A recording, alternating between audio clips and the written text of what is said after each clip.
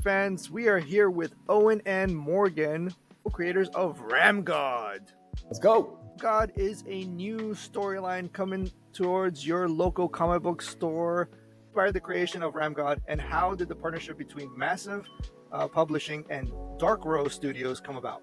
And you want to start on how Owen actually was like the original person. He's my brother, by the way, that conceived that first the creative juices flowing for RAMGOD. So yeah, I think that at least from my perspective, I thought that the cyberpunk genre in and of itself was kind of untapped genre, and I always gravitated towards it. I loved Blade Runner, and I thought Blade Runner 2049 got a lot of slack, and I loved that film. And my brother at that time was playing a Cyberpunk 2077, and between watching Blade Runner and watching him play the game, I was kind of like, listen, you got to create our own story that's set in this kind of genre.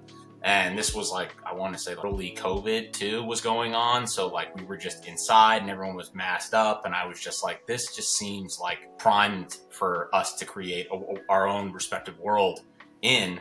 And then I brought Morgan in as I was world building, and he's great with characters, and one thing led to another, and we created RAMGOD. A little more backstory on that. I've been writing comics professionally for about a decade now, both through our indie studio company, which is Dark Rose Studios. So that's the Dark Rose aspect. Dark Rose is myself, Owen, and then our other partner, Johnny. But we make our own worlds, IP series, and then we flesh them out and develop them into different mediums. Almost always it starts as like comic or a graphic novel, because that's our bread and butter. That's my favorite medium to write in and to tell stories in. The goal was really to create something that felt fresh but somewhat familiar too. So our story follows created the new sport that exists in the future, and we follow this character Clint Bowler, who is a down on his luck former star athlete who's supposed to be this big NFL back / wide receiver / quarterback. The guy could just pretty much play every position that he would need to and score a whole lot of touchdowns. And he got himself into some trouble because he was young and was being influenced by other people that were all trying to ask for something of him. And so his godfather winds up, hey, don't sign with all these other guys, come hang out with me. But his godfather's in the Chinese mob. Winds up getting implicated with a lot of stuff and winds up losing his ability, gets banned from the NFL, not because he was convicted of anything, but just because of implications around it. And so that set his entire future. And he wound up directing and getting on the straight and narrow, calling in some favors and becoming a cop. And then ultimately what winds up happening is that he gets an invitation to join a team in RAMGOD, where there's only 8 teams, and in the new league year, every single team is required to add a new player to the roster. And so the Barracudas, which are our main team that we focus and put the spotlight on, they secretly moonlight as bank robbers, which is how they fund their very expensive gear and vehicles and all the stuff that takes place in the world of RAMGOD and in that sport. How did Dark Rose and Massive meet up? RAMGOD was actually initially supposed to be put out through Heavy Metal magazine a while back. I used to be the managing editor and creative director there, something that Owen and I had been developing for several years. Massive, which was like Whatnot at the time, wound up almost partnering with Heavy Metal and looking at Rolodex or all the different serials and stories and comics that Heavy Metal had coming out. They saw RAMGOD and were like, ooh, that one's cool. Like, maybe this shouldn't be in the magazine. Can we turn this into a comic book? So we have like 6-issue mini arc. And we're like, what about RAMGOD? How do we get it back? So it took us a while, but we reached out to Massive and we were like, hey, do you guys still like this series? And they're like, hell yeah, we still like this series. And we're like, if we can get the rights back to our baby, would you guys want to be our publishers exclusively on this? And they were like, yep. And so we did exactly that, and we joined forces.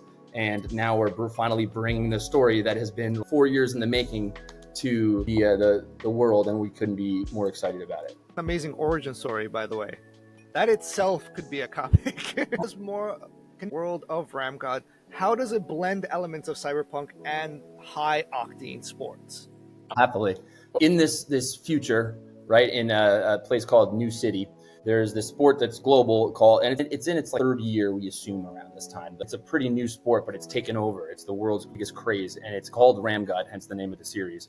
Because it was meant to symbolize like 2 rams at the top of a mountain going head to head, and like there can only be one, and the loser would fall to their death type thing. So RAMGOD has 3 different events that you compete in. We call them heats, and one heat is racing, and that racing doesn't have to be cars. It changes sort of every course. So sometimes it's like hover runners, which are like hovering motorcycles. Sometimes it's like these big monster truck demolition derby style stuff. Sometimes it's like Formula One, super fast cars are going like 300 miles an hour type stuff, and it's extremely dangerous. So that's the racing heat. Then you have combat heat. That's the second one, where sometimes it's like head to head, you going up against another team's competitor. And then sometimes it's like WWE battle royale style or gladiator style, where they're last one standing or last three. So there's 8 teams total in the league during the regular. So we built this entire sport, came up with the rules. So it was a process. It wasn't just like we were like, whatever. We came up with like whole season. How does the regular season work? How would playoffs work? And then how would the finals work? And so ultimately, when the story begins, there's 4 active players on every roster, and then there's 1 engineer. Q in 007, there's like 1 guy that can create special gear for your team and things like that. So it's like the brains behind it, and then you have the 4 athletes. What winds up happening in the story is that in the new league year, as they enter going into like the 4th year, the league changes the rules so that you now have to add a 5th player to the team. Third one's climb. Right. And when I say climb, it could also be descent. Essentially, you could be descending down an active volcano, right? Or something like that.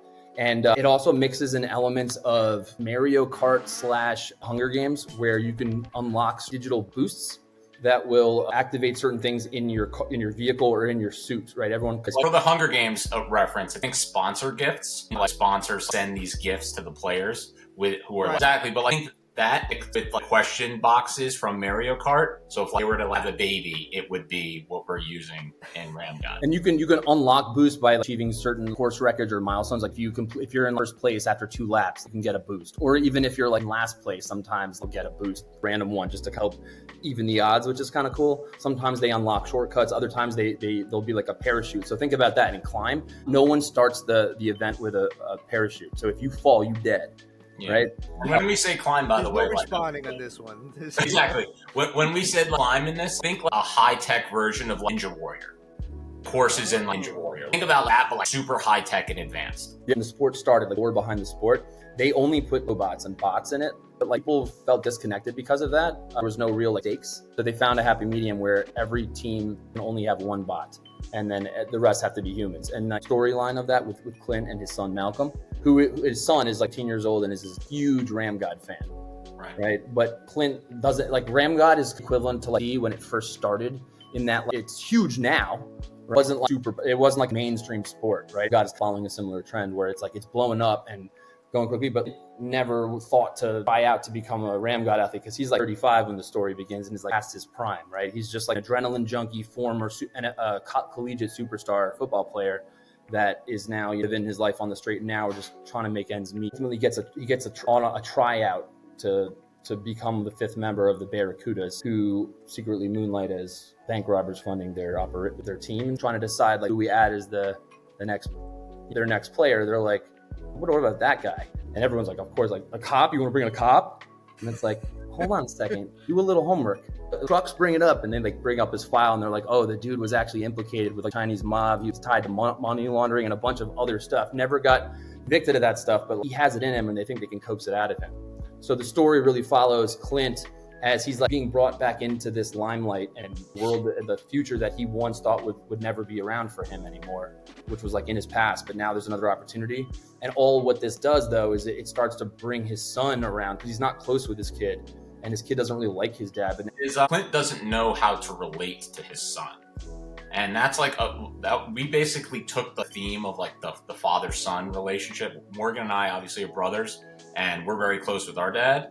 And we just like that, the father-son component was very important to us as we were writing this, because we like, that was like pulling on the heartstrings, where we were always like growing up, our dad would try to relate to us. And especially when you're young and you're a young teenager, basically, you're going through so many different emotions anyway, that I always find the struggle, the push and pull between parent and child. That's like a very interesting time in just the kid's life and the parent's life, raising your kid. And that was just something that we kind of put a spotlight on while we're explaining and evolving this world around them, and obviously the sport element. But we were just like, what if that is the common ground, where it's checking 2 boxes at once, where it's checking the box of like, hey, I am a father, and now this is the medium and the thing that I can use to relate to my son, and he actually looks at me favorably now, and at the same time I can relive my glory days in a way, and check this and be in this adrenaline pumping environment and showcase my my skills. And I think that kind of hybrid between those two things was something we really wanted to explore. And the anti-hero kind of component, I think, is always something we're always fascinated by. He's got a redemption arc. He came from all of the bad stuff, or a almost villain, to becoming the hero. Very big family aspect to this. How did the rounds go? First round, like you said, it's very like there's racing components. There's some type of descents and combat and all this. There are levels to it. Is this kind of got like a Bruce Lee Temple Game of Death type style? But Like think more, and I'll let Morgan answer this. Think more like how the Olympics are structured, and teams and like the points carry over from the competition, and it's a point total. Yeah, pretty much. It's the regular season, because all 8 teams are competing. Like Owen said, it's like Olympics based. There's a point system. So if you're in a race, if you finish second, it doesn't mean you get no points, right? First place would get X amount of points. Second place gets X, and third place gets X, and anything after that gets no points, right? So with every single competition, you earn points, and at the very end of all the competitions, you'll see who's the winner. But first, the race is a relay race. So it's racing to combat to climbing. But there's another fight going on simultaneously, ADHD overload. Why do I feel like you just wrote the future 1,000 years from now? Like, this is where we're going, guys. Get reading now, study this well, because this is where we're going. We got the mass, we got the pollution, and we're going to go Hunger Games, cyberpunk style. Right. Let's go. And we always need entertainment to distract us from the misery of our own lives, right? Best way, man. Why not ever become an anime series? Animated or anime? Anime style, which is like... Yeah, I'm partial to that. We love anime too. We were just talking about this before we started recording, right? Where we're like, what's your favorite anime? We were saying Ninja Scroll and like, yeah. So we love it. I mean, so as we were saying before, Dark Rose Studios, our company, that, you know, umbrella, it's our Marvel or, you know, whatever. Like, our is to, like, just so everyone who else knows, like, we're not like hired with a series, right? Like, we create our own series, which means that Owen and myself wrote it, created, you know, and got the artwork done and all other stuff. So it's like we have the rights, the IP, which is awesome, so that we can develop it into a board game or a video game, or go and try to like license it for TV and film, whether that be an animated or anime series. Like that, it's all possible. I think, like, you know, guys out there watching this and like, oh, that's awesome, and it would be great to be in a series.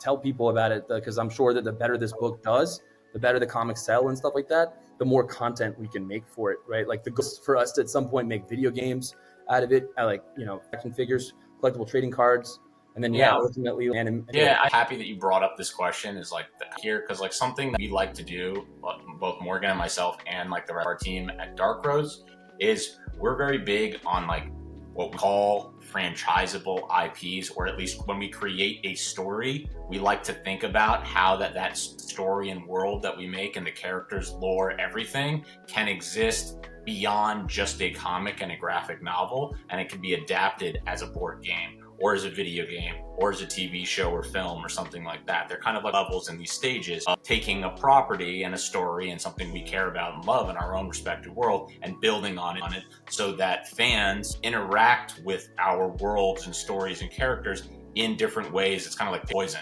right? Whether they want to interact with it as a board game, whether they want to interact with it and like playing it on next-gen console, whether they want to just sit on their couch and consume it as a TV or a, you know, TV show or a film or something like that, or feel it in their hands and consume it as a book. So like doing this, we always have that front of mind where we're like, hey, how can it be more expansive than just existing in this one way? Well, there it is. That's Morgan RAMGOD, baby. And Owen have created the entire guidebook of where the future is going, so be ready. Thank you. Appreciate it. If you like RAMGOD and everything that you've heard thus far, go to your local comic shop and pre-order RAMGOD issue number 1 and pick from like 8 to 10 different variant covers. Comes out July 24th, but you don't need to wait until then to pre-order it. So go to your shop now, tell them you want RAMGOD number 1 so they can reserve a copy for you.